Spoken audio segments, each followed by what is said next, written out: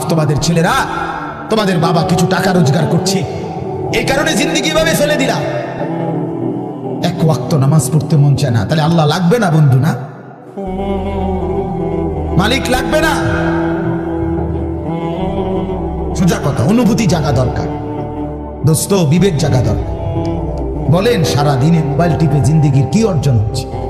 জীবনটা আমাদেরকে কি পরিমাণ হায়াতের সময় আমাদের নিচ্ছে। আহা যুবক, যদি বুঝতেই হবে বাপ, অচিরেই বুঝবেন, অচিরেই বুঝবেন।